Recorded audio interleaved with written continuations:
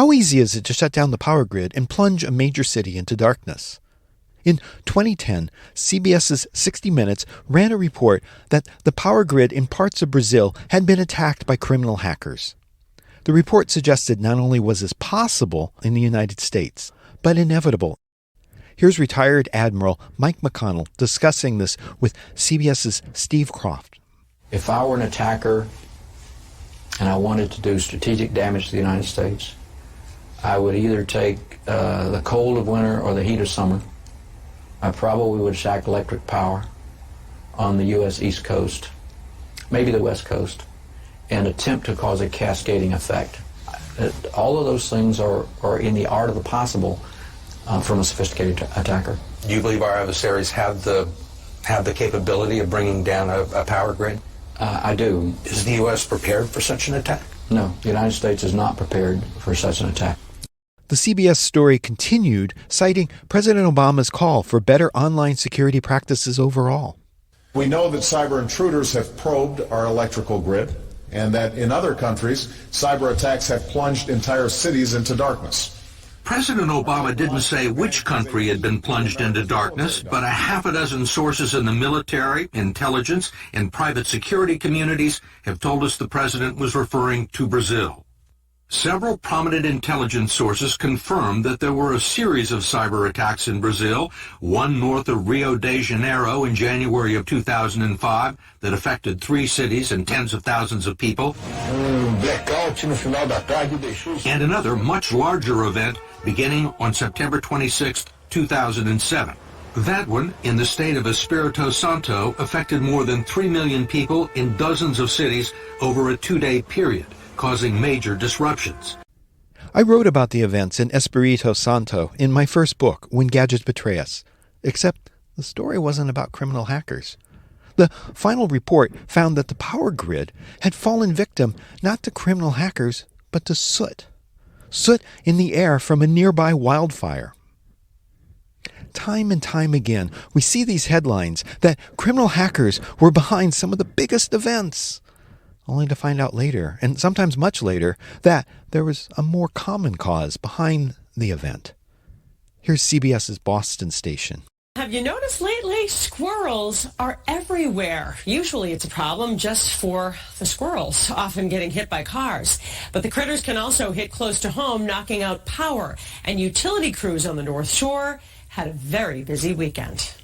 It was Sunday morning. I woke up and went to turn the lights on and they wouldn't go on. That's because a squirrel had short-circuited an area of Wilmington. I mean, I see them on the lines all the time, but I never really thought about what would happen. Animal contact is the third largest for outages in our area. John McDonough is the general foreman for the Reading Municipal Light Department, which provides power to Wilmington, Reading, North Reading, and Linfield. He showed us what a squirrel can do when it climbs on one of these transformers mounted on a telephone pole. Many times, a squirrel or any type of animal will be standing here on top of the transformer. He will then reach up to the top here and put his nose right up to the primary bushing tap, where he'll create the short circuit. That'll create an outage in the neighborhood and everyone goes dark. I mean, I feel bad. I hope the squirrel's okay, but probably not, right? It's not okay. No. So, given the common problems of soot and, yes, squirrels, I wondered, how resilient is the power grid? I mean, really, how likely is it that someone could criminally hack their way into darkening, say, in the entire west coast of the United States? This, then, is a story about why a hack on the power grid that you see in the movies seems unlikely to happen in real life. I'm Robert Vamosi. This is Error Code.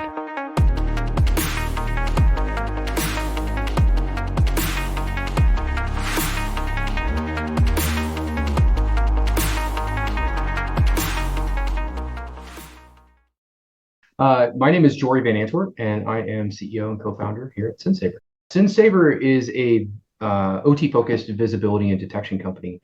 What we do is provide very small and scalable software sensors that can be deployed on dang near anything. The idea being to collect, normalize, and detect at the edge and provide that data outbound to wherever a customer or a prospect may need it, their SIM, their energy management system, they're historians. What inspired me to do this interview with Jori is that he has a lot to say about the myths surrounding the power grid. And we share common beliefs that the stuff you see in the movies and on TV, the lone hacker who can hold a city of, say, Los Angeles in the dark during a hot summer's day, just isn't believable. I'm very passionate about fighting FUD. I think one of the biggest FUD items, which thank you for having me, that I want to fight is that idea that you could just hack the grid. It's really just, it doesn't work that way. And it's hard to describe that without going through a little bit of a mental exercise and drawing it out for someone to show them just how many things it would have to take place in order for that to be a thing. So let's get started. One of the first things we should do is define what we say when we say operator. It is a broad term. I'm talking about, a little joke, those dam operators. I'm talking about individuals that are at a dam, for example, in hydro, that are running the operation. They're actually monitoring the systems from a control room. They may be going out and the technicians involved in repairing anything or in maintenance windows or looking at changing process through their HMIs or monitoring through HMIs. They're the individuals that literally keep that process, whether it's water, it's power, sewage treatment, running. And how are operators distinct from companies? It's not separate from a company. It's a part of the company. So if we think of operations technology and information technology, they all sit under the same umbrella. But the operations technology deals directly with the process and the physical things that are happening, the valves, pressure, or electrical current, like I/O, what's on or off in an environment. Whereas the IT side is focused more on that network infrastructure, securing that environment, and providing an infrastructure for that operation to, say, backhaul metrics and data on to a control room. And let's define what we mean when we talk about power grids. There is a patchwork of grids, if you will, just inside a city. A grid could be just for example, a substation generally has about 1,500 subscribers, and that would be a grid, is that substation itself. There are many different grids inside of a city space, and in some cases they even overlap between two different energy providers. Now, there are grids like that across the entire nation, actually the entire continent if we talk about North America, and there are points where they connect for shedding and sharing of electricity. There are these power grids, both in North America, and they're grouped into roughly 3 distinct regions. There's the East Coast region, there's the West Coast region, and these two meet somewhere in the middle. Then there's Texas. Texas, it's interesting. Texas does actually have interconnectivity, but it has the ability to disconnect that interconnectivity. But the areas, think of them as regions, and that's not a bad way to think about it, but major regions, yes, it will fall into 3, but Texas is not as disconnected as one would believe. I'm wondering what the benefits and reasons are into having these different regions in North America. There are many benefits and many reasons to have that connectivity. Buying and selling is part of that, but the truth is, it is hard to spin up energy production. You could have a facility that's generating energy, and it could take 2 to 4 hours of startup process before it can be phased into the grid. So if you're in a situation where the locale is having rolling brownouts, and you happen to have connectivity with, let's say, a neighboring grid or a neighboring state that has an overage of power, that's a great way to assist one to another. And it's faster, if that overage exists, to do that. Jori cites an example where sharing the power makes sense. I live in Arizona, and here in Arizona we have hydro, which is surprising since we live in the desert, but it's a major part of our power down here in the valley. So when you create a dam, there's of course a lake behind the dam, and then there's downstream. In essence, when there is an overage of power, they can actually pump water from the stream or the river underneath back up to the lake. And that can be, there's many benefits to that. There's reasons to do it environmentally. There's all sorts of things. That costs energy, though, of course, to pump that water back. But for instance, if one of our neighboring states, like California, was producing too much energy, and we could buy it cheaper than, from a cost effectiveness, if we could buy it cheaper, that pumping back would be worthwhile so that we'd have that water to generate more energy. We may buy that water and pump the water back up so that we can use that to generate energy later on at a time where maybe the cost is too high. There's lots of different ways that benefits many. It's not just the environmental side or the energy production, but even the subscriber, because all of those fees, all of that cost goes into what we pay to keep the lights on. So we talked about power grids being a patchwork. Well, in 2003, the northeastern U.S. and southern Canada suffered the second worst power blackout in history. The blackout's approximate cause was a downed power line, but also a software bug in the alarm system in the control room of one of the energy plants in Ohio. It failed to alert the operators and caused a cascade of failures until it was appropriately addressed. An event like this was relatively localized and well documented. Still, it's very hard to say whether we've actually had any online events, any cyber events connected with electrical grids, at least in North America. I would say that this gets into one of the reasons that I founded the company. Yes, you're correct in your statement. But also on the back of that statement is we don't really have visibility at some of the levels where these outages occurred. So could have absolutely been, the ever talked about cyber squirrel. It could have been an actual cyber incident. It could have been human error. It could have been a malfunction. Honestly, unless there's some physical evidence today, it's very hard for us to tell. I'm thinking back to the summer of 1996 when there was a problem with the Pacific Interconnect, the power sharing system along the U.S. West Coast. For about an hour, the system completely failed. A brush fire on the California-Oregon border had damaged a 3,600 megawatt power line carrying electricity from the Columbia River generators to Northern California. This triggered a chain reaction of outages that spread throughout power companies serving cities across the West, shutting off power from Portland to Los Angeles. And I remember at the time being kind of surprised that something as basic as that could cause so much damage so quickly. Of course, people were immediately like, well, this is a cyber attack. This is bad. This is terrible. And, well, no, it turned out it was something relatively common, rather boring, actually, a downed power line. It's, mistakes happen. We're all human. And surprisingly, the way that these systems are built that provide our power is very robust, and we don't have a lot of issues. But when we do have those issues, they're very noticeable.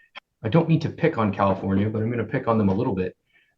They're not the best at providing their own power, meaning they just can't produce enough power for what they're using. So that interconnect is key to them.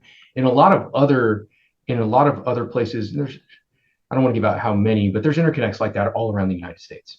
Those interconnects can help with that balancing between different areas. So as a cyber attack, when we talk about, let's say, taking out the grid, you're not going to do that. What you could do, theoretically, is take out one of those interconnects. And in the case of California, where they have such a hard time with the demand in their own state from an infrastructure stance, it's going to cause problems.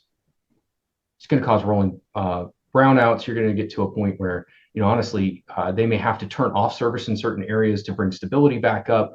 That could cause a major issue, but it's not going to, quote, take down the grid. So back to this diversity issue. Having 3 regions in North America, all these power generation companies within them. So if someone were to attack the U.S. power grid, well, it's a lot more complicated than it seems in the movies. We should use round numbers. So I'll throw out round numbers. Let's talk about North America. So let's include Canada in there because we have interconnectivity as well in certain areas there. There are 3,300 energy providers. As a nation state, if I was really going to affect close to an 80% or a 90% loss of power, 3,000 you have to hack. It's not just like those systems are connected. Those are 3,300 individual companies. They all have their own designs, their own environments, and their own defenses. That's not an easy task at all. It would be localized, maybe, right? You could attack, for instance, we were talking about Texas being relatively disconnected. You could attack Texas, and you could affect local grids. I say attack Texas, but I mean the energy providers in Texas. And you could affect them. But to what end? Why are we doing this? And that's the question that I always, when I see articles come out, I start asking, well, why would you do that? What is the end goal? What's the outcome that we're searching for in talking about these types of cyber attacks? A lot of times we get spun up around power outages, or we get spun up around people being injured, like catastrophic failures. Why would you do that? I'm not saying that people wouldn't, but we need to ask the question. So this starts to get to the sweet spot, the reasons why we occasionally have power failures. Yeah, soot. Yeah, cyber squirrels. But for the most part, our infrastructure, it's layered, and it's layered for a reason. The second one that I like to get on my soapbox about is that critical infrastructure play. When I say critical infrastructure and I say OT, I'm talking about water, power, sewage, pipelines. I'm talking about physical things that are moving. I'm not necessarily talking about IoT devices, right? It's very different from OT. And I think as the FUD fighting that I like to do is to talk about how different IT, IoT, and OT are, and that we need to keep them separate, because a lot of times in the media, even on LinkedIn, even in people's discussions, I'm seeing too much confusion. IoT is not OT. The big thing in IoT is internet connectivity. OT in many situations is meant to be localized. That process is localized. It's not run from the cloud. It's not reporting to the cloud. In most instances, it's local.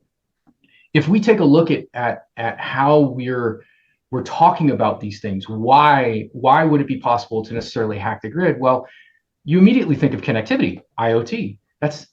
There's a disconnect. OT, especially in our energy environments, isn't directly connected, to the internet, or we very much hope it's not directly connected to the internet. In most cases that I've seen, that's not the case. We mentioned infrastructure, and that includes water and other utilities as well. And I'm thinking of some attacks on the water districts that we've seen that have included the human-machine interface, the dashboards being accessible from the internet. I don't think I've ever seen power grids represented on Shodan. It's always possible to have something either misconfigured or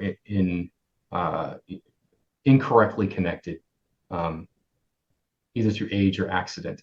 But traditionally, no, that's not something that you're going to see having access to the internet. And a lot of times, the ones that I see personally, just in my own research, say with Shodan, tend to be more older water facilities or oil and gas as well, which you could actually get access to something that is connected on the internet. But there's been so much focus on this for the last 6 years that we're starting to see those kind of trend down. How many things actually have connectivity to the internet? But to directly answer your question, no, I don't see that in electric. Matter of fact, I can't think of an example off the top of my head where I've seen that at all. Not to say it couldn't happen. As we're about to hear, the power grids in general are robust, if not archaic, and layered in many ways. If someone were dead serious about attacking a power grid, there's a lot of preparatory work that would have to be done before they could even get close. We have a lot of things in place that our defenders are doing, and each one of these organizations is doing to defend that. So I really want people to understand that our operators, they take this really seriously. Operators are often forgotten when we talk about visibility, detection, and security. It is focused more on a SOC analyst or a cybersecurity engineer than it is on the operator. And I've heard things which I would like to dispel right now, like operators don't care about security. That is false. What they care about is safety, efficiency, and resiliency. And those are affected directly by security, but they're specialized in how they approach their problems and what they know, their job experience, and everything in between is to keep that process running. And one of the areas that I'd like to see all of us in the community and in the vendor sector help with is to start using the data that we're gathering for security efforts to help that operator with safety and reliability and resiliency so that they can be involved in the security process. because they do care. They absolutely care very much. They want to safely provide you power all the time. They want your drinking water to be safe all the time. And these operators take that very, very seriously. We should give them a little more credit. We don't give the operators quite as much credit as we should. And even talking about cyber attacks, even really famous ones like Crash Override. Crash Override, in addition to being the handle of the character in the motion picture Hackers, is the name of the malware that was used against Ukraine in 2016. The framework for the malware could have done a lot more damage had it not been stopped early in the attack. It wasn't even that successful. An operator fixed that. Operators are amazing. Let's give them a little more credit.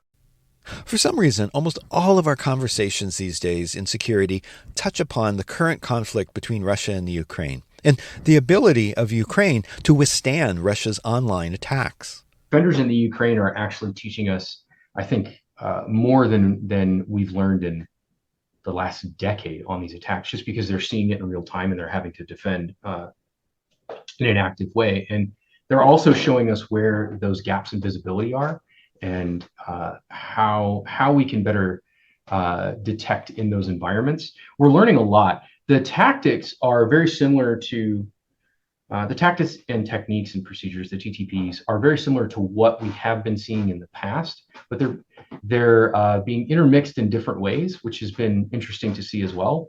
So definitely learning a lot from a broad intelligence spectrum. So in an effort to dispel FUD around power grids, let's talk about some of the obstacles that a perceived attacker would have to overcome. Well, every environment is different. Speaking majority, there's segmentation. And when we say that, it's both physical and think of firewalls and DMZs, right? Between each level in an operation will be a segmentation. It's not just necessarily getting that admin password and then getting access to a jump box. Well, then you've got to go 3 layers deeper. There's a lot of remote execution that's required. Also, something that we don't necessarily think about that often is a lot of these exploits require elevated privileges or even physical access. It's really hard to get physical access in an OT environment. So when we look at those types of vulnerabilities, we can very easily set them in a separate bucket where we need to be aware of them, but they're less of a threat than, say, remote code execution that requires no privilege escalation, for example. The amount of tiers, I should say the layers, right? It's defense in depth that we have in most of these environments. So industrial control systems, they typically use what's called the Purdue model. It's a structural model for network segmentation, and it defines 6 layers within those networks, even going so far as to specify the components to be found in each of the layers, and logical network boundary controls for securing these networks to protect operational technology from malware and other attacks. This, of course, impacts our ability to always see what's going on at the different levels. We don't necessarily have the visibility. The visibility is being stymied by the fact that we have 6 segmentation layers to go through to get into that particular environment. And then once you're in, this is where things get really interesting. If you're not an expert in OT, in that particular OT environment, it could be one of 2,000 proprietary protocols. You may not even know what devices are there. The likelihood of you taking something down is it's more likely that they do that in doing an IP scan than an actual attack. It would take a long time to get that far, I guess is the way. And there's a lot of different opportunities that they would be caught along the way. And we talked about devices being out in the field for like 25 years or more. In some cases, those devices don't connect directly to the internet, but they're providing, say, cameras that monitor the LEDs on the front panel of those devices, and those get reported back. Those are IoT devices. I think, not to say that it's easier, it's just the connectivity that makes it a little bit more accessible. But in the environments that I've seen, especially in power, that would never be on the same network as the actual operation. They're different, and they're segmented in some cases completely physically. There are 2 physical lines in different. It's not digital segmentation. So they'll have those badge readers on the door. They'll have that security camera. They'll have an alarm system, but those are on what is more of a traditional IT network, and it's separate from the operations side. So given these devices are out in the field already and they're designed to operate for decades, how do you provide backfill connectivity or get the data from those legacy devices? So our technology is a network sensor, but it's a little different in the fact that we're not hardware-based, we're not an appliance, we're software. And our software is designed to install on dang near anything. So we can sideload on some of the systems down in those environments. We can install on compute modules inside of a switch. We can deploy via a container. We can deploy via an OVA. We're trying to make that sensor easier to deploy in an existing environment, meaning use the infrastructure that is already there. You're not adding to that environment or having to go through a maintenance window to have that added, but deploying in that environment. A little of difference between us and some of our predecessors is I don't need a centralized place to send information to do analysis. I actually do the normalization and all the analysis at the edge on that very small piece of software. These environments don't have a high rate of throughput on the network. So for 25 megabits per second, for example, one of our sensors can be deployed on something as small as 2 processor cores, and 2 gigs of RAM. Storage is as necessary for how much history you'd like to have in that particular environment. But the idea is to utilize that existing infrastructure. And then we send that outbound. We curate those feeds. Since we're doing all the analysis down at the edge, we curate the feed outbound to something that you need. So if you're using an OT focused SIM, maybe Dragos, and then on the IT side, you're using Splunk or QRadar. And then maybe you have a historian. Maybe you'd like packet captures in a centralized location. We can send that to all 4. It doesn't matter. It's your data. We should be able to provide it to you wherever it's useful. Again, that's assuming that the devices in the field are relatively recent. In many cases, they're not. In some cases, it can be the age. These solutions, if you will, when they're built for a substation or generation, they're built to run 25 to 40 years, and they're built to be supported and maintained that long. And there's contracts and things that come from the providers, whether that's GE or Schneider, that actually provide that maintenance and keep that up and running. But each one of them is so unique in how it's designed. It's designed for the physical footprint in which it exists. It's designed for the specific use, if that's natural gas or it's hydro, and it's meant to feed, is it 125,000 subscribers? Is it 150,000 subscribers? Like, there are so many things that go into that in itself. They're almost beautiful works of art when we find these things. So if you think about that from what we traditionally think of in, we'll call it security, on the digital side, a lot of the security that we use today in IT is based on the fact that there are things that are similar in each environment. You have an authentication server, you have an email server. Perhaps it doesn't even matter what operating system your company bases on. Most likely going to use, Adobe Acrobat, for example, or Microsoft Word. There's commonalities that we see in these environments. That's not necessarily the case in OT. Right. With these systems, we're often talking about programmable logic controllers, or PLCs, and real-time operating systems, or RTOS. These vary by manufacturer. So from a visibility stance, they don't all look the same. They're not using the same things. And the devices themselves are meant to run, I'll say, be robust. And that robustness comes from simplicity. It's not that they can't do complicated things, but they take out anything that's not needed. And that's the point. In security, we know that complexity is the enemy of security. The more you have, the more vulnerabilities you might also have. And if you've got something out there in the field, you want it to last. So you provide it with the bare minimum of what it needs. Jori provides an analogy, the all-in-one stereo unit. If you think back I'm going to age myself, but if you think back to the days when we used to buy those stereo systems, they'd have CD changers and we'd have tapes, and on top would be a record player. Something would break in there, right? Your CD carousel would go down, and then you're like, well, what do? I have to buy a new one. It doesn't, it's not easy. these are more focused, right? So not to oversimplify, but if it's just a cassette player and all it does is play cassettes forward, that's an easier thing to maintain and make robust. And so that's what we've done in these environments. And because of that, you don't have traditional operating systems. You have like Windows, Linux, Mac, you have real-time operating systems, and they're running on very, very efficient small footprints. So we can't load, EDR at the endpoint. We can't put antivirus on these things. So it's been an area that, not by choice, but just by the movement of security in other directions, we've kind of left them behind. They've been neglected a bit.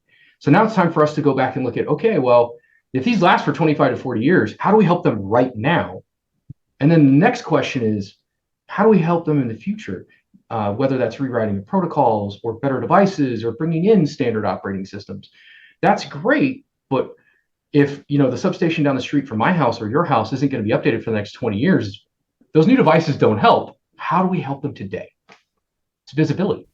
There have been some attempts at standardization. For example, the North American Electric Reliability Corporation Critical Infrastructure Protection, or NERC-CIP, starts to address some of that.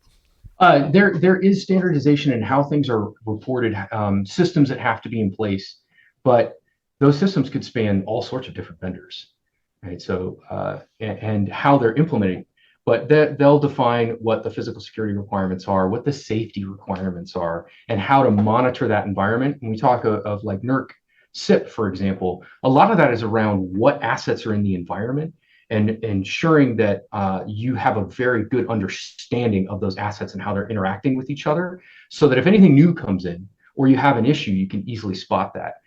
But those assets in there, I mean, those could be 6 different manufacturers. Those could be, you could have 15 different protocols working on the network in there, and that could be different from one site to another. So in some ways, having a diverse ecosystem like this is actually good for security, because homogenized systems, well, they create their own problems. One can also see Jori's point. It's very, very hard to get a bead on what's really happening if you can't talk or listen directly to those devices. I can say that from the devices themselves, there is a little bit of that security through obscurity. And what we see around these environments that we have been able to track, and I mean, this goes into predecessors to the company that I've tried to build. We start talking about Dragos and Clarity and Nozomi and Industrial Defender, and just going back, what we've all seen is a lot of reconnaissance. Individuals are trying, when I say individuals, I mean threat actors, are trying to understand how these environments function. They're trying to understand what disruption they could do. Now that could be nation state, it could be cyber crime. It really depends, but we're seeing a lot of that probing, and not necessarily as much of the direct attacks on specifically the OT side of the house. So with the Purdue model and the diversity, it seems like it wouldn't be worth it for, say, a criminal hacker to go after a power grid, either local or regional, because of the expertise that would be required for those particular systems. I agree. And we talk about ransomware a lot, and ransomware, when it comes to ransoming data, it is a big deal. But when we talk about ransomware in OT environments, you're going to ransom a PLC that has, ladder logic on it. They're just going to reload it, put the ladder logic back on it. There's not as much information to actually ransom. It could cause disruption, but usually when criminals are pursuing that, it's all about dollars. How are they going to get the dollars? I don't think in that particular case it would necessarily be as helpful attacking the OT side. A lot of the ransomware that we've seen in OT is really on that cusp at Purdue model 3.5 or 4, where it's IT systems. It's the jump boxes that come into the environment. It's places where metrics are collected and administration is done. It's not down at the substation, for example. So if the bar for criminal hackers is too high, then it seems a nation state might be able to coordinate the takedown of a power grid or a power plant. Why? Well, it could be used in advance of a kinetic attack on the country or region. That was an awesome layup, actually. That is a conversation that we have in the cybersecurity the cybersecurity community, especially in OT, is where do you cross that line? And if I am by no means a military strategist, but if I'm thinking logically through my own experiences, I can extrapolate. If I want to go into another state, another country, and I want to utilize the infrastructure that's already there, you'd want to disrupt that with cyber. You want it to work when you get there.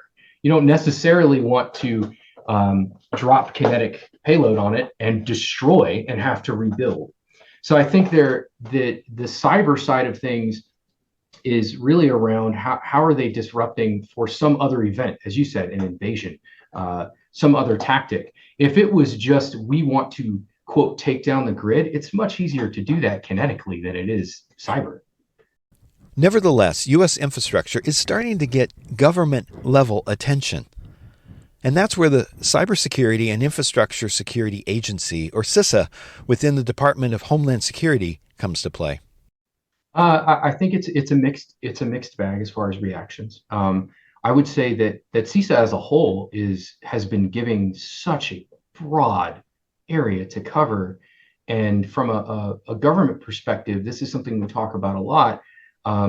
Is the definition of critical infrastructure seems to constantly be fluid. So I'm a big fan of the work that Dale Peterson does around actually educating and communicating some of the issues that we have. And something that he says rather often, and I really do like it, is that if everything is critical, nothing is. And that's an area that we need to be careful of because we see this is not CISA's fault, just to be totally clear, but the scope for that critical infrastructure keeps changing. So now we have information technology as a critical infrastructure. Information technology and OT are very, very different, as we've stated this through this entire podcast. So it's to start lumping them together makes it harder for defenders to actually focus on what they need to do. CISA is doing the best job they can to provide as much insight and information around vulnerabilities and even experimentation and lab projects and red teaming that they can to help us prepare. But there is a broad scope, and the more that we get away from specialization of OT, the harder it's going to be to sift through for an operator to see. So going from a macro government level to micro individual hackers, I'm aware of hardware hackers, people who look at smart meters locally and then take them apart to figure out the communications protocols and so forth. There is value in having ICS villages at DEF CON and other conferences. There is value in being able to look at and understand the devices that are being used in our power generation. It's important that we understand the testing on these things. So it really comes down to the individual and their intentions. There's quite a few hardware reversers that I know that are phenomenal, and they do nothing but help the community. And our vendors in this space, the OEMs, are really stepping up. I mean, Siemens especially, they're just unbelievably good at testing what they have in house, and they're continuing to get better. So that's nice to see, and we see it on the other side as they start to produce better and more secure gear. I'd like to thank Jori Van Antwerp for talking about the realities versus the myths around power grid hacking.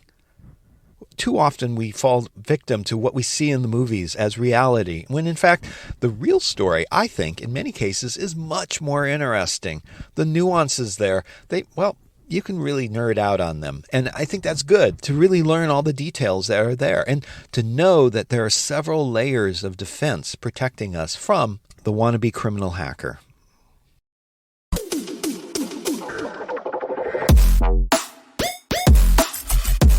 Hey, if you're enjoying Error Code, tell a friend. I'm sure there are other people out there who like narrative information security podcasts. And I'd really like to hear from you. DM me at robertvamosi@infosec.exchange on Mastodon and tell me what you like and even what you don't. And coming up, I've got some great episodes talking about IoT, of course, and also a deep dive into the Patch Act and how it's affecting the medical device industry. I hope you'll subscribe so you don't miss out.